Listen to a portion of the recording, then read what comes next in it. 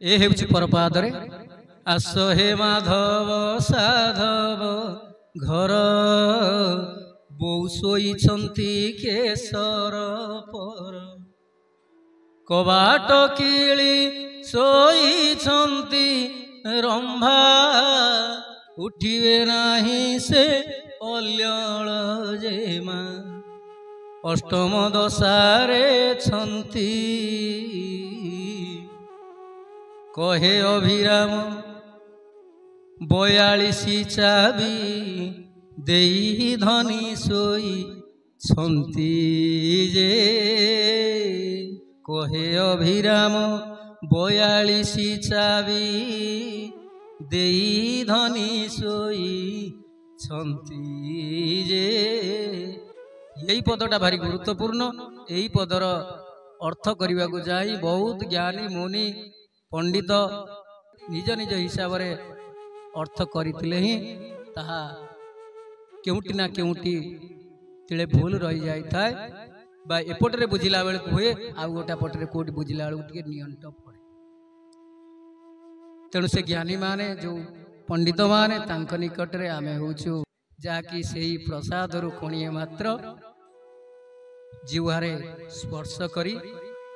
जेतिकी जानिचु तांकरी सुनिबा कथा ये निजस्व भावना किछि नुहे। 42 चाबी केउठी तेणु यही कथा पर समस्त रथ चक अटकी जाए जहाँ यही क्षुद्र मस्तिष्क आसूची ताही मु प्रतिपादन करछि ताही केवल मु कहबा को चेष्टा करुछि। आस हे माधव साधव घर तेणु साधव घर समस्ते जानिचंती धन रत्न रे परिपूर्ण हुए साधव पु माने जानती तांकर उभा जेतु पोता से माने व्यापार वाणिज्य करी से आनी तांको परिवार को बहुत भलरे चलई थांती ए दीपरु से दीप बा साधव घर कहिले एक चल प्रचल बा माधव को जे निमंत्रण करुछंती से धन धान्य रे परिपूर्ण न हेले भी से भक्तर से विशाल हृदय आस हे माधव साधव घर कहले आमर ये शरीर से हृदय सिंहासन जहाँकि ताठु निर्मल आउ ताठु शुद्ध आउ ताठु बड़ आसन संसार रे किछि नाही बोली वेद शास्त्र अष्टादश पुराण सबुथिरे वर्णना कराई जे हृदय सिंहासन भली प्रभु को बसवा स्थान आउ एत मूल्यवान स्थान केउठी न थाए जहाँकि ये भक्तर हृदय बा जीवर हृदय कंदर रे जो आसन पड़ी। आशय माधव साधव घर बहु शोइचंती केशर पर कबाट किली शोइचंती रंभा उठिबे नाई जे अल्यली जेमासे अष्टम दशारे छंती कहे अभिराम 42 चाबी देई धनी शोइचंती सेही जेउटी जाउली कबाट लागिछि जो जुग्म घर कथा आमे कहिछु गुरु घर ज्ञान ये जहाँ भी जमा कहवा कथा नुहे ताकि दृष्टता करुछि सब साधु महात्मा पादरे क्षमा अर्चना करुछि केवल भक्त मान को जानिबा पाई आमरी भली टिके टिके भक्त माने भी टिके जानंतु यही प्रयास करुछि ता छड़ा अन्य किछि नुहे। जदि भी मु भूल करुଥାଏ तेणु मु आपण पादरे सब ज्ञानी गुणी पादरे क्षमा प्रार्थना भिक्षा करुछि। तेणु आम जिते लय लगे था से जुग्म घरे बा जुगल घरे आमर जो आज्ञा चक्र परे सहस्रा दल पद्म से जोटिकी वायु प्रवेश करि पारु नाही आमर ये चारि वेद ऋग वेद साम वेद यजुर्वेद अथर्व वेद पर जो शिशु वेद अच्छी शिशु वेदर ऊर्धरे ठाकुर वर्णना करछंती ढिंकी बसी रे शिशु वेद घरे जाई ढिंकीर शब्द अटे बड़ स्वाद ब्रह्मा शिव न जान। तेणु रास एतिकी छोटिया कथा नुहे जे आमे चारिपद कहीदेले चारिपद शुणीदेले जे रास देखा आमे योग्य हेबा केते जुग केते जन्मांतर ध्यान धारणा करी साधु मानकर सेवा करी तांकरी कृपा पाई गुरुंकर आशीर्वाद को प्राप्त कर सारिबा पर किंचित मात्र से पथ दृश्य होता है बोली ठाकुर प्रमाण देउछन।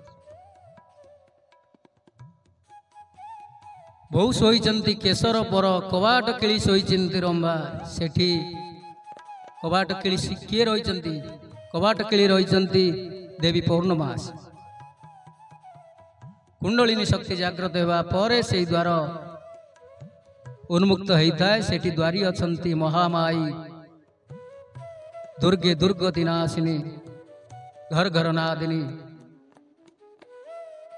माँ पौर्णमासी।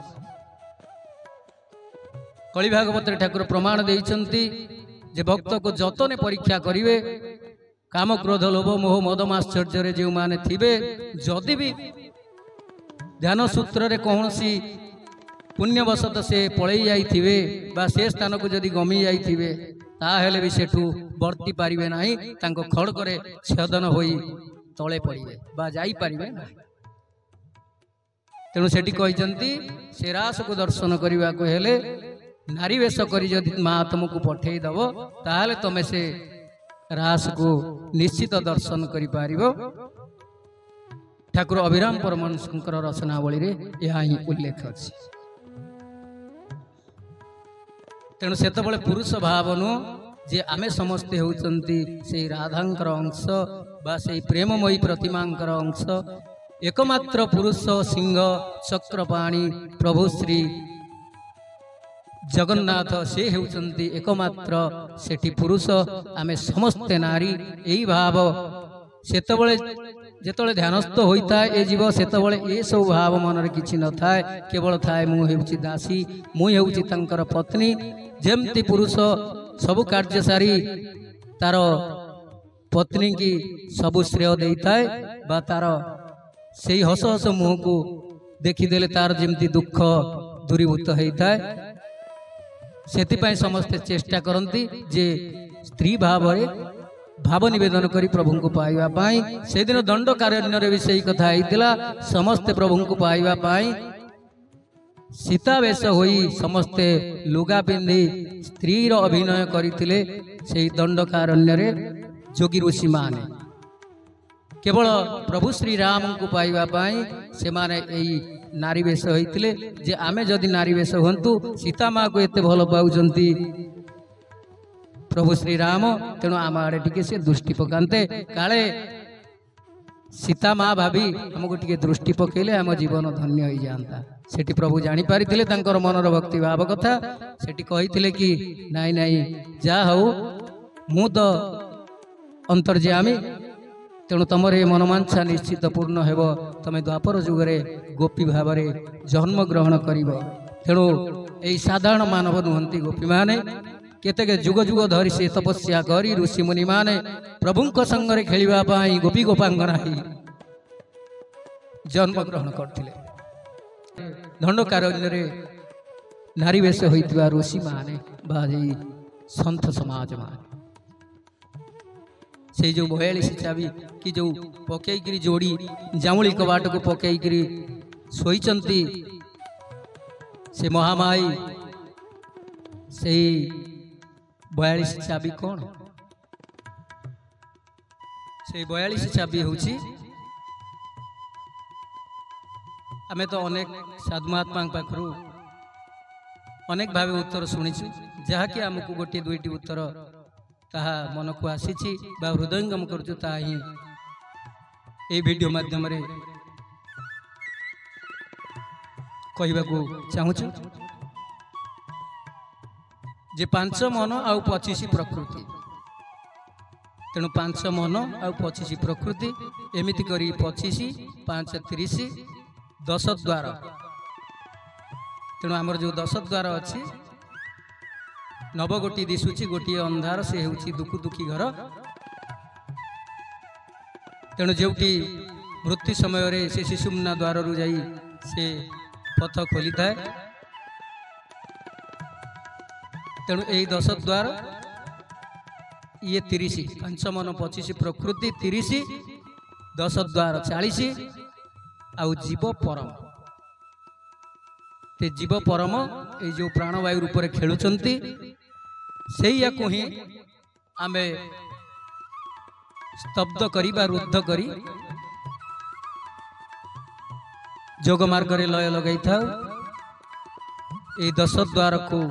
निरुद्ध करी 5 मन 25 प्रकृति को एकत्रित करी जीव परम जो सूत्र खेलुंट तेणु से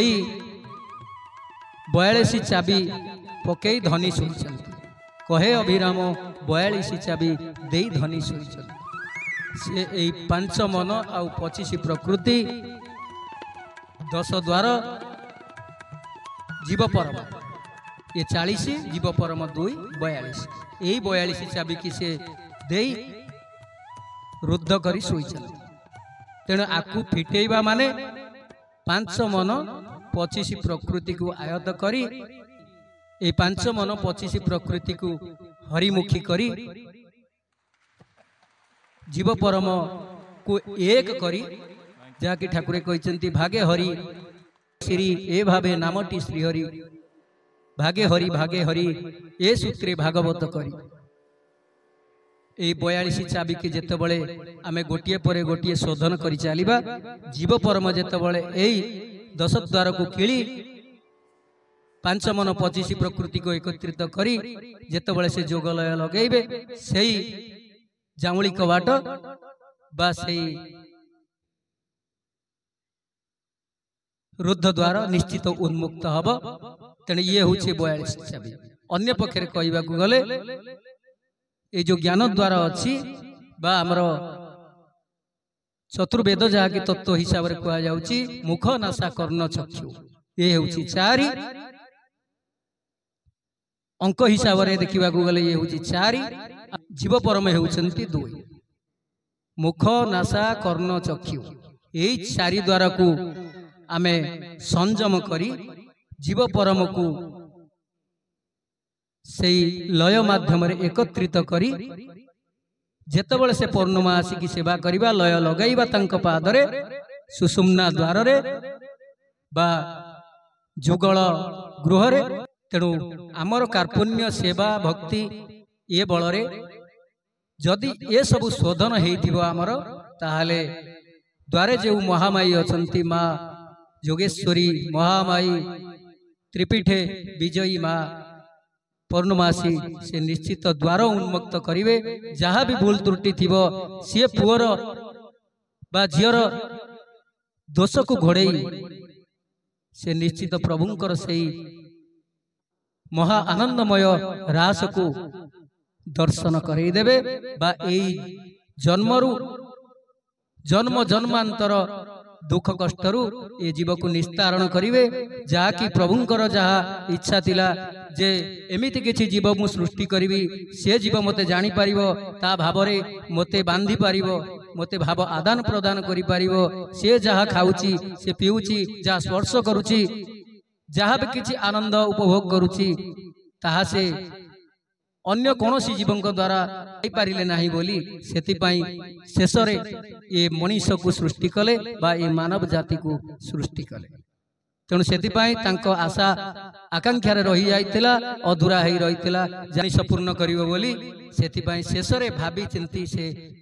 निज अंगरु अंश काढ़िले केशव तांको भली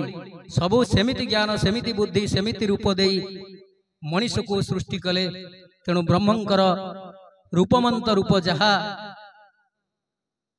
ये मनीषर रूप मध्य सैया जहाँकि अन्य कौनसी पशु पक्षी कौनसी जीवंकर तांको शरीर भली शरीर दृश्यांकन हुए ना सेतिपाई मनीष ही तांको भली से सृष्टि कले सेमिति विवेक सेमिति बुद्धि तेणु जीव छोट नुह जीव होउचंती से प्रभुंकर अंश से ब्रह्मंकर अंश जीव आज मायावश होई निजकु से भूली जाउची अति छोट मन करुची छोट छोट कथा को आशा आकांक्षा करी कामना जाल रे खाली बांधी पकाउची भगवान को जहाँकि प्रभुंक संगरे सेतिपाई तार भाव संपर्क आदान प्रदान किछि हेई पारु नाही ठाकुरे कहउचंती ये मो अंश शक्ति होई मध्य मते धरि पारु नाही जेतेबळे आमे निजको चिन्हि पारिबा आम आत्मस्वरूप को जानी पारिबा जे आम भीतर किए अछि आमे सिना देखुछु एईटा नाला एईटा नील एईटा हूँ हलदिया किंतु ताको अनुभव करुची किए आखि कौन कहि पारुची जे एईटा नाला एईटा हलदिया हाथ देखुची मोटा पतला नरम टाण एमती हाथ अनुभव करुची चर्म तैल उष्म शीत ए सब अनुभव करुची किंतु से कौन कहि पारुची ये गरम हाथ अनुभव करुची किंतु पाटी ताकू कहूची जिह्वा स्वाद बारुची किंतु जिह्वा कौन ताकू जानी पारुची ना हाथ करुची आखि देखुची कान शुणुची पाद चालुची किंतु ता भितर निर्देश किए दूची पाद एमती थिला आमे कहूछु आमे जीवा केमिति गोड़ को आसुची से निर्देश गोड़ चालुची धरिबा पई हाथ धरुची देखिबा पई आखि देखुची नासा गंध बारुची जीवा स्वाद बारुची मुख तार वार्तालाप करुची किंतु ये जिनिस को समस्त को अनुभव किए करुची तांको निर्देश किए दउची प्रकृत आर मालिक किए तेणु भाई माने प्रकृत रे यांकर समस्तंकर मालिक होउचंती सेई अंतर्निहित शक्ति सेई आत्मा राम प्रभु श्री पुरुषोत्तम जाके रूपमंत होई हमको से जगन्नाथ कृष्ण राम रूप रे विद्यमान होती तेणु जेतिकी सेई प्रभुंकर ज्ञान को यही मूर्ख आपण आगरे प्रतिपादन करुची कौनसी वक्ता प्रवक्ता किसी भी नुहे किंतु दृष्टता करुची निश्चित कहले अत्युक्ति हेब ना कहीं या महागुढ़ रस ये महागुढ़ रस को जहाँकि आज वीडियो रे मुआणी रखी बहुत साधु महात्मा बारण थाए ये कथा को कहवाई तथापि केवल यही माया अंधकार दूरीभूत होगापाई से प्रभुंकर भाव समस्त हृदय सृष्टि हो बोला आनंद एक बार हरि बोल ठाकुर सदीच्छा पूर्ण हो आनंद एक बार हरि बोल प्रभुंकर सदीच्छा पूर्ण हो आनंद एक बार हरि बोल सर्वे भवन्तु सुखिन सर्वे सन्तु निरामय सर्वे भद्राणि पश्यन्तु मा कश्चित् दुःख भाग् भवेत् हरि ओम शांति शांति सर्वारिष्ट शांति भव।